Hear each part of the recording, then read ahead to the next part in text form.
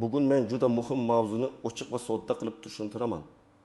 Pensionerlarga pul qaytarilayotgani, pensiya indeksatsiyasi atrofidagi tushunmovchiliklar va ayrim hollarda odamlar aldanib qoldimi deb o'ylayotgan vaziyatlar haqida gaplashamiz. Bu ma'lumot har bir pensionerga, pensioner ota-onasi bor farzandlarga nogironlik pensiyasi yoki boquvchisini yo'qotganlik nafaqasi oladigan oilalarga bevosita tegishli. Chunki bir necha 100 ming so'mlik farq ham pensioner uchun katta pul. Dori-darmon, kommunal to'lov, oziq-ovqat, qarz yoki nabiralarga yordam degani. Men bugun sizga shunchaki pul beriladi deb umid sotmayman. Men ekspert sifatida qanday holatda haqiqatan ham pul qaytarilishi mumkin? Qachon indeksatsiya noto'g'ri hisoblangan bo'lishi ehtimoli bor? Qachon esa odamlar noto'g'ri tushuncha sababli bekorga ovora bo'lishi mumkinligini aniq tushuntiraman. Videoni oxirigacha ko'ring, chunki eng muhim qadamlar, qayerga murojaat qilish va qanday ariza yozish kerakligini oxirida aytaman. Hozirning o'zida kanalga obuna bo'ling, like bosing, chunki bunday ma'lumotni har bir oila bilishi kerak. Avvalo, pensiya indeksatsiyasi nima ekanini tushunib olaylik. Indeksatsiya degani pensiya miqdorini davlat tomonidan belgilangan tartibda oshirishdir. Odatda bu inflyatsiya, narx-navoning o'sishi, eng kam pensiya yoki bazaviy hisoblash miqdori kabi ko'rsatkichlar o'zgarganda amalga oshiriladi. Ya'ni non, yog', dori, kommunal xizmatlar qimmatlashsa, pensionerning daromadi ham ma'lum foizga oshirilishi kerak bo'ladi. Bu oddiy xalq tilida pensiyaga qo'shimcha qo'shildi degani. Lekin muammo shundaki, ko'pchilik pensionerlar indeksatsiya qilingandan keyin ham o'z pensiyasi nega kutgandan kam oshganini tushunmaydi. Masalan, televizorda yoki rasmiy xabarda pensiyalar 10% ga oshiriladi deyiladi. Pensioner esa 1 million 200 ming so'm olsa, demak 120 ming so'm qo'shilishi kerak deb hisoblaydi. Keyin kartasiga qarasa, 2 ming yoki 5 ming so'm qo'shilgan. Shunda odamda tabiiy savol tug'iladi. Qolgan pul qayerda? Kimdir indeksatsiya aldimi? Mana asosiy og'riqli joy shu. Bu yerda bir nechta sabab bo'lishi mumkin. Birinchisi, oshirish hamma pensiyasining umumiy summasiga emas, uning ayrim tarkibiy qismiga qo'llangan bo'lishi mumkin. Ikkinchisi, pensionerning pensiyasi avvaldan minimal miqdorga yetkazib berilgan bo'lishi mumkin. Ya'ni asosiy hisob-kitob bilan qo'shimcha to'lov aralashib ketgan. Uchinchisi, ish staji, oylik ma'lumotlari, arxiv hujjatlari yoki qayta hisoblashda xatolik bo'lishi mumkin. To'rtinchisi, ayrim hollarda haqiqatan ham o'rta qolgan oylar uchun pul qayta hisoblanib, keyin pensionerga to'lab berilishi kerak bo'ladi. Oldin pensiya hisoblashda ko'p narsa qog'oz hujjatlarga bog'liq edi. Inson o'ttiqda yil ishlagan bo'lsa, uning mehnat daftarchasi, ish haqi to'g'risidagi ma'lumotnomalari, arxivdan olingan hujjatlari asos qilib olinardi. Agar korxona yopilgan bo'lsa, arxivda ma'lumot yo'qolgan bo'lsa, familiya o'zgargan bo'lsa yoki biror davr noto'g'ri yozilgan bo'lsa, pensiya kamayib chiqishi mumkin edi. Ko'pchilik esa davlat shunday hisoblagandir deb yillar davomida tekshirtirmagan. Hozir elektron bazalar kengaymoqda. Ayrim ma'lumotlar avtomatik tekshirilmoqda. Pensiya jamg'armasi tizimida qayta hisob kitob qilish imkoniyati oldingidan ko'proq. Bu yaxshi tomoni. Lekin elektron tizim ham o'z-o'zidan hamma xatoni topib bermaydi. Agar sizning 1990 yillardagi ish joyingiz bazada ko'rinmasa yoki 2000 yillarda olgan yuqori oyligingiz haqida ma'lumot kiritilmagan bo'lsa, tizim sizga men buni bilmayman deydi. Shuning uchun pensionerning o'zi yoki farzandlari hujjatlarni tekshirib, ariza bilan murojaat qilishi juda muhim. Hozirgi o'zgarishlardan yana biri shuki, fuqarolar o'z huquqlarini ko'proq talab qila boshladi. Avvallari pensioner pensiya jamg'armasi bo'limiga borishga uyalardi. Men oddiy odam, ular biladi deb o'ylardi. Endi esa odamlar savol beryapti. Nega falonchi bilan bir xil ishlaganman, lekin meniki kam? Nega indeksatsiyadan keyin farq chiqdi? Nega menga o'tgan oylar uchun to'lov qaytarilmadi? Men buni juda to'g'ri deb hisoblayman. Chunki pensiya sadaqa emas. Bu insonning yillar davomida qilgan mehnati evaziga qonuniy huquqidir. Birinchi navbatda pensiyasi minimal miqdorga yaqin bo'lgan odamlar e'tiborli bo'lishi kerak. Masalan, bir pensionerning hisoblangan pensiyasi 720 ming so'm, lekin davlat minimal darajaga yetkazib 800 ming so'm qilib to'lab kelgan bo'lishi mumkin. Keyin pensiyalar oshirilganda odam menga ham to'liq 10% qo'shiladi deb kutadi. Aslida esa avval uning asosiy hisoblangan pensiyasi indeksatsiya qilinadi. Keyin minimal miqdor bilan solishtiriladi. Natijada ko'rinadigan oshish kutilgandan boshqacha bo'lishi mumkin. Bu holat har doim ham aldov degani emas, lekin tushuntirish talab qilinadi. Ikkinchi guruh uzoq ish stajiga ega bo'lib, pensiyasi baribir past chiqqanlar. Masalan, ayol kishi 35 yil maktabda, bog'chada, kasalxonada yoki korxonada ishlagan, lekin pensiyasi qo'shnisidan ancha kam. Bu yerda sabab ish haqi ma'lumotlarida bo'lishi mumkin. Staj ko'p bo'lgani bilan pensiya faqat stajga emas, ish haqi ko'rsatkichlariga ham bog'liq bo'ladi. Agar eng yaxshi yillardagi oylik hujjati kiritilmagan bo'lsa, hisob past chiqadi. Ba'zida odam 1995-2000 yillarda yaxshi maosh olgan, lekin hujjat topilmagani uchun pastroq davr asos qilib olingan. Natijada pensiya har oy 100-200 ming so'mga kam chiqishi mumkin. Bu farq bir yilga hisoblasangiz 1 million 200 ming yoki 2 million 400 ming so'm bo'ladi. Uchinchi guruh pensiyaga yaqinda chiqqanlar. Chunki yangi pensiya tayinlanganda dastlabki hisob kitobda xatolik bo'lsa, odam buni tezroq aniqlasa, keyingi yillar davomida zarar ko'rmaydi. Masalan, erkak kishi 2023 yilda pensiyaga chiqqan. Uning mehnat daftarchasida 1994 yildan 1990 yilgacha bo'lgan davr bor, lekin bir varaqda muhr xira tushgan. Tizimda bu davr to'liq tan olinmagan bo'lsa, staj 7 yilga kamayib ketadi. Natijada pensiya pastroq belgilanadi. Agar u hozir arxadan tasdiqlovchi hujjat olib kelsa, pensiyasi qayta hisoblanishi mumkin. 4-guruh nogironlik pensiyasi yoki boquvchisini yo'qotganlik pensiyasi oluvchilar. Bu toifadagi to'lovlarda ham indeksatsiya, minimal miqdor, oiladagi boqimandlar soni, nogironlik guruhi kabi omillar muhim. Masalan, boquvchisini yo'qotgan oila 2 farzand uchun to'lov olayotgan bo'lsa, farzandlardan biri umumiyda qilish yoshga to'lganda yoki o'qishga kirganda ma'lumotlarni yangilash kerak bo'ladi. Aks holda to'lov to'xtashi yoki kamayishi mumkin. Boshqa tomondan, agar o'qish davom etayotgan bo'lsa va hujjat vaqtida topshirilsa, ayrim to'lovlar saqlanib qolishi mumkin. Keling, aniq misollar bilan tushuntiraman. Birinchi misol.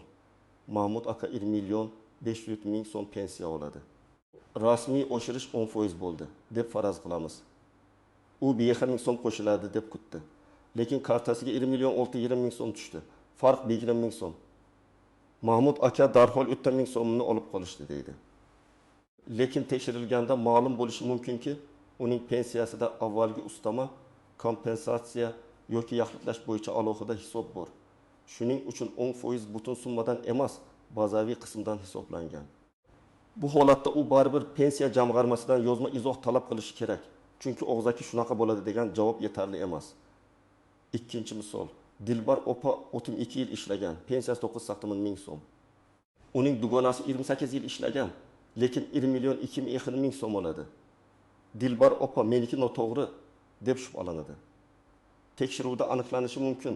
Dugonasi yuqori oylik olgan yillarni hujjat bilan tasdiqlagan. Dilbar opaning esa 1992-2002 yillardagi ish haqi ma'lumotnomasi pensiya ishiga kiritilmagan. Agar Dilbar opa arxidan ma'lumotnoma topsa, uning pensiyasi qayta hisoblanib, ariza bergan sanadan yoki qonunda belgilangan tartibda tegishli davrdan oshirilishi mumkin.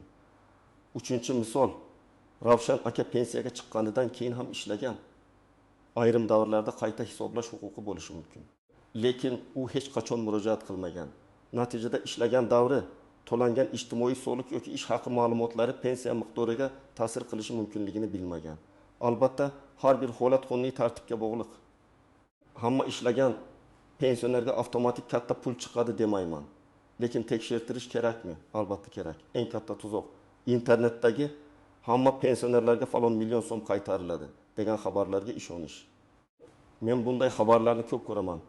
Odamlarni jalb qilish uchun juda baland raqamlar yoziladi. 3 million qaytariladi, 5 million beriladi. Indeksatsiya aldov fosh bo'ldi. Aslida esa pul qaytarish faqat aniq hujjat, aniq xato, aniq qayta hisoblash asosi bo'lsa yuz beradi. Agar sizning pensiya ishingizda xato bo'lmasa, hech qanday yashirin pul chiqmaydi. Shuning uchun men sizga vahima emas, tekshiruv madaniyatini tavsiya qilaman. Ikkinchi nozik jihat, og'zaki javob bilan cheklanib qolmang. Pensiona bo'limga boradi. Xodim hammasi to'g'ri deydi.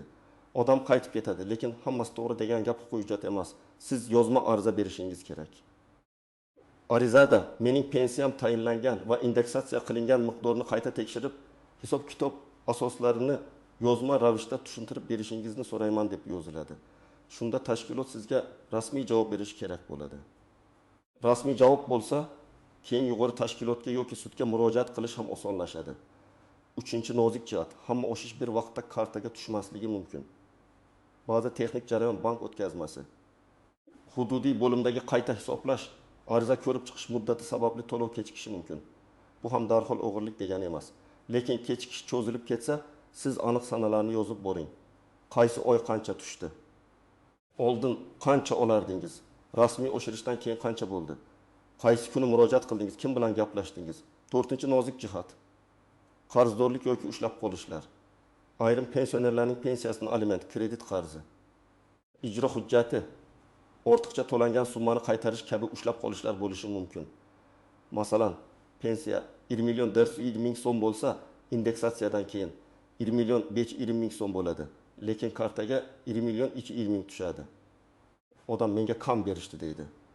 Aslida ijro byurosi orqali ushlab qolish ketayotgan bo'lishi mumkin. Bunday holatda bankdan va pensiya jamg'armasidan to'lov tafsilotini so'rash kerak.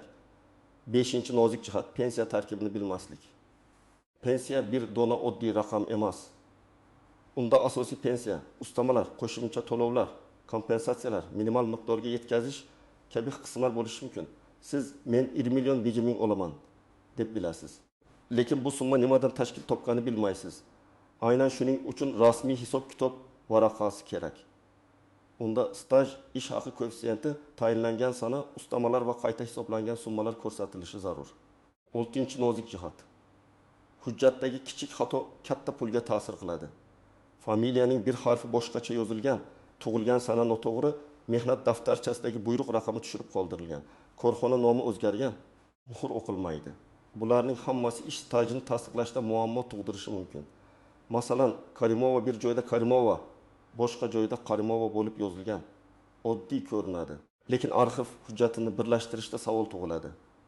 Bunday vaziyatda nikoh guvohnomasi, familiya o'zgarganini tasdiqlovchi hujjat, sud orqali faktni belgilash kabi yo'llar kerak bo'lishi mumkin.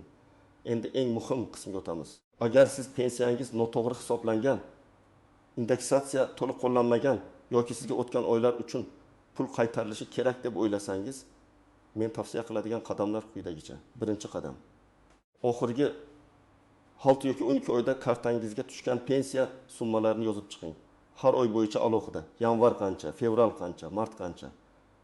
Agar bank ilovasi bo'lsa, skrinshot qiling yoki ko'chirma oling. Agar naqd olsangiz, pochta yoki bankdan to'lov tasdig'ini so'rang. Bu sizga oshish haqiqatan qancha bo'lganini ko'rsatadi. Ikkinchi qadam, pensiya jamg'armasining hududiy bo'limiga yozma ariza tayyorlang. Arizada shunday mazmun bo'lsin: menga tayinlangan pensiya miqdori, uning tarkibi, ish staji, ish haqi ma'lumotlari, indeksatsiya qilingan sanalar va summalar bo'yicha batafsil yozma hisob-kitob taqdim etishingizni so'rayman. Agar xatolik aniqlansa, pensiyamni qayta hisoblab, to'lanmay qolgan summalarni qonuniy tartibda to'lab berishingizni so'rayman. Bu gap juda muhim. Siz shunchaki shikoyat qilmayapsiz, aniq hisob-kitob va qayta ko'rib chiqishni so'rayapsiz. 3-qadam. Hujjatlarni yig'ing. Sizga pasport yoki ID karta, pensiya guvohnomasi, mehnat daftarchasi, ish haqi to'g'risidagi ma'lumotnomalar, arxiv ma'lumotlari, harbiy xizmat hujjatlari, farzand parvarishi davriga oid hujjatlar. Nogironlik bo'yicha tibbiy xulosa, boquvchisini yo'qotganlik holatida o'lim guvohnomasi va qarindoshlikni tasdiqlovchi hujjatlar kerak bo'lishi mumkin. Har bir hujjatdan nusxa oling, aslini esa faqat ko'rsatish uchun olib boring.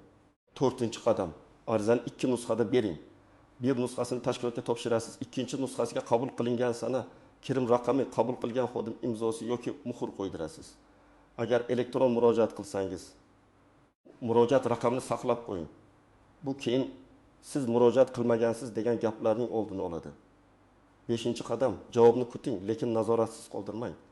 Qonunda murojaatlarni ko'rib chiqish uchun ma'lum muddatlar bor.